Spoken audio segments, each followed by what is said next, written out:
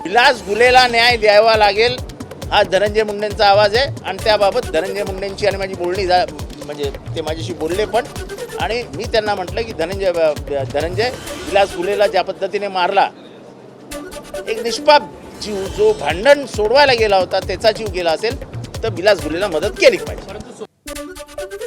बीड जिल्ह्यातील केस तालुक्यात पुन्हा एकदा मारहाण प्रकरण समोर आलंय। मानेवाडी इथं भांडण सोडवण्यासाठी गेलेल्या एका व्यक्तीला गंभीर मारहाण करण्यात आल्याचा आरोप आहे आणि त्यानंतर बाहेरगावहून युवकांना बोलावून रात्री रॅली काढत इंस्टाग्रामवरती व्हिडिओ आणि स्टोरी पोस्ट करून कुटुंबियांना जीवे मारण्याच्या धमक्या देण्यात आल्याचं समोर येत आहे। या घटनेचे अनेक व्हिडिओ सोशल मीडियावरती व्हायरल होत असून जखमी सुशील बाळासाहेब वाघमारे यांच्यावरती रुग्णालयात उपचार सुरू आहेत। या प्रकरणात पोलीस प्रशासन काय कारवाई करणार याकडे सगळ्यांचं लक्ष लागलंय। कल्याण पुन्हा एकदा हादरलंय। कोळसेवाडी पोलीस ठाण्याच्या हद्दीत 2 दिवसात दुसरी बलात्काराची घटना घडली आहे। 15 वर्षीय अल्पवयीन मुलीवरील अत्याचाराची घटना ताजी असतानाच आता 7 वर्षीय चिमुरडीवरती 50 वर्षीय नराधम जुमेया अली शेख यानं अत्याचार केलाय। टोमॅटो देण्याच्या बहाण्यानं घरात बोलावून त्यानं हे कृत्य केलंय। नागरिकांनी आरोपीला रंगेहात पकडून चोप देत पीडितेची सुटका केली तर पीडितेवरती रुग्णालयात उपचार सुरू असून कोळसेवाडी पोलिसांनी गुन्हा दाखल करत आरोपीला ताब्यात घेतलंय। 5 साल की लड़की के साथ में बलात्कार किया है उमापा टेकरी पथरी पुल पे। अभी 2 दिन पहले एक 60 साल का एक 65 साल का बुढ़ा था जो 15 साल 16 साल की बच्ची के साथ मुझसे बलात्कार किए। ये कल्याण में बलात्कार रुकने का नाम नहीं ले रहे। इन लोगों को कैसा क्या करने का है, मैं गवर्नमेंट भारत इधर महाराष्ट्र के सरकार को बोलता हूँ जगह पे बुला के फांसी दिया जाए, नहीं तो ये कार्रवाई हमारे फांसी दो इसको हम लोग कर क्या करने का हमें जानते। कोळसेवाडी पोलीस स्टेशनच्या हद्दीमध्ये आज सकाळची घटना आहे। एका 2 मुलीवरती लैंगिक अत्याचाराची तक्रार आमच्याकडे प्राप्त झालेली आहे। त्या अनुषंगाने सदर आरोपीला आम्ही ताब्यात घेतलेला आहे आणि सदर मुलीच्या घरच्यांच्या तक्रारीवरून गुन्हा दाखल करण्याचं काम सुरू आहे। पिंपरी चिंचवड शहरातील ताथवडे परिसरामध्ये एक अत्यंत धक्कादायक घटना घडली आहे। घरामध्ये एक महिला आणि तिच्या 2 मुलांचे मृतदेह आढळून आल्यानं परिसरात एकच खळबळ माजली।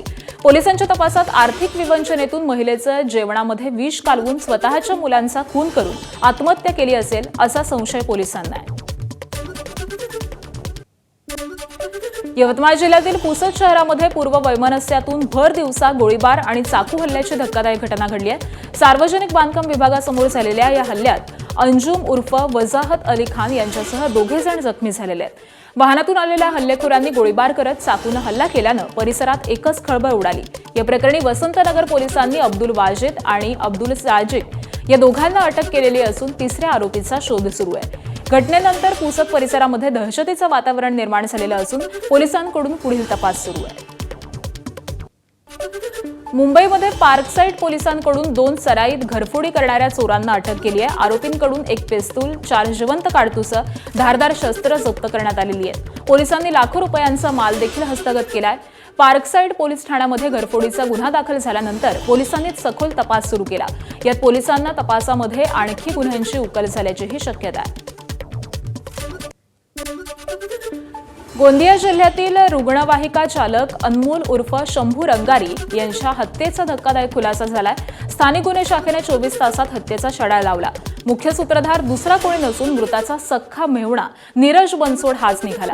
बहिणीला त्रास देत असल्याच्या रागातून नीरजनं मध्य प्रदेशातील मंडला इथून 40,000 रुपये देऊन 3 सुपारी मारेकऱ्यांना बोलावलेलं होतं। दारू पार्टीच्या बहाण्यानं बोलावून लोखंडी रॉडनं वार करून अनमोलची हत्या करण्यात आली। दरम्यान पोलिसांनी मुख्य आरोपी नीरज बनसोडसह रोहित बंचकार, निशांत बंचकार आणि राहुल मिश्रा या 4घांना अटक केलेली आहे। पुढील तपास पोलीस निरीक्षक पुरुषोत्तम अहरेकर हे करतायत। जळगावच्या गणेशवाडी परिसरामध्ये घरगुती विहिरीतील इलेक्ट्रिक मोटार काढताना सिमेंटचा धापा तुटल्यामुळे 3 जण 50 फूट खोल विहिरीत पडले। या दुर्घटनेमध्ये आजोबा रामलाल भावसार आणि नातू सिद्धेश भावसार गंभीर जखमी झालेले असून शेजारी देवेंद्र खाचणे किरकोळ जखमी झालेत। मनपाच्या अग्निशमन दलानं जीव धोक्यात घालून थरारक रेस्क्यू ऑपरेशन राबवत 3घांनाही सुखरूप बाहेर काढलं। गंभीर जखमींवरती खासगी रुग्णालयात उपचार सुरू आहेत। महापौर दीपमाला काळे यांनी घटनास्थळी भेट देऊन उघड्यावरील विहिरींची चौकशी करून संबंधितांना नोटीस देण्याचे आदेश दिलेत। बेळगावच्या एका खासगी कंपनीतील कामगारानं कंपनीमध्येच गळफास घेऊन आत्महत्या केल्यानं खळबळ उडाली आहे। कामावरून कमी करतील या भीतीनं कर्मचाऱ्यानं आत्महत्या केली आहे। या कर्मचाऱ्यानं सुसाईड नोटही लिहून ठेवल्याची माहिती समोर आली आहे. लेबर कॉन्ट्रॅक्टर 5 लाख रुपयांची मागणी करत होता. पैसे दिले नाही तर काढून टाकतो अशी धमकी देत होता, असं सुसाईड नोटमध्ये त्यानं नमूद केलंय. घटनेची माहिती मिळताच कामगारांचे कुटुंबीय आणि गावकऱ्यांनी मोठ्या संख्येनं जमून कंपनीत निदर्शनं करून दगडफेक केली. यावेळी आमदार राजू सेठ आणि पोलीस आयुक्त भूषण गुलाबराव गोडसे घटनास्थळी दाखल झाले आणि त्यांनी संतप्त जमावाची समजूत काढण्याचा प्रयत्न केला. न्याय देण्याचं त्याचबरोबर आत्महत्या प्रकरणी जबाबदार असलेल्यावरती कारवाई करण्याचं आश्वासन यावेळी कुटुंबियांना देण्यात आलं. अन्न औषध प्रशासनानं शिर्डीत पुन्हा धडक कारवाई केली आहे. आज सकाळपासून साई मंदिर परिसरामधील खासगी पेढे विक्रेत्यांच्या दुकानांवरती छापे टाकून 500 किलोहून अधिक निकृष्ट दर्जाचे पेढे जप्त करण्यात आलेत. एबीपी माझानं काही दिवसांपूर्वी शिर्डीतील निकृष्ट पेढ्यांचा पर्दाफाश केला होता. भाविकांच्या आरोग्याशी खेळ सुरू होता. एफडीएकडून शिर्डीत दुसऱ्यांदा ही मोठी कारवाई करण्यात आली आहे. भिवंडीत अवैधरित्या साठवलेला 772 गॅस सिलेंडरचा साठा अन्न नागरी पुरवठा विभागानं जप्त केलाय. अमेरिका इराण युद्धानंतर गॅस पुरवठ्यावरती परिणाम झाल्यामुळे काळा बाजार रोखण्यासाठी ही कारवाई करण्यात आली आहे. खोणी गावामधल्या श्री राम ट्रेडर्स या अन्नधान्याच्या गोदामावरती छापा टाकलेला असता HP भारत गॅस आणि इंडियन कंपनीचे 5 किलो 692 भरलेले आणि 80 रिकामे सिलेंडर आढळले. किराणा दुकानात 20 सिलेंडरचा परवाना असताना मानवी वस्तीत जीविताला धोका होईल अशा पद्धतीनं अवैध साठा केल्याप्रकरणी गुन्हा नोंदवण्यात आला आहे. चंद्रपूर पोलिसांनी प्रतिबंधित असलेल्या थाई मांगूर माशाचा 600 किलोचा साठा जप्त केलाय. कॅन्सरसाठी कारणीभूत असलेल्या केंद्र शासनानं हा मासा देशामध्ये संवर्धन, विक्री आणि खाद्य म्हणून प्रतिबंधित केला होता.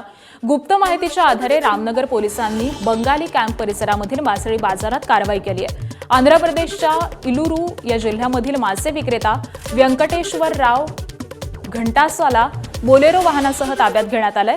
साधारण 60 किलो रुपये किमतीचा मासा जप्त करून ते अधिकाऱ्यांच्या मार्गदर्शनात खोल जमिनीमध्ये पुरून नष्ट करण्यात आले. जिल्हा मत्स्य व्यवसाय विकास अधिकाऱ्यांनी या कारवाईमध्ये विशेष मदत केली.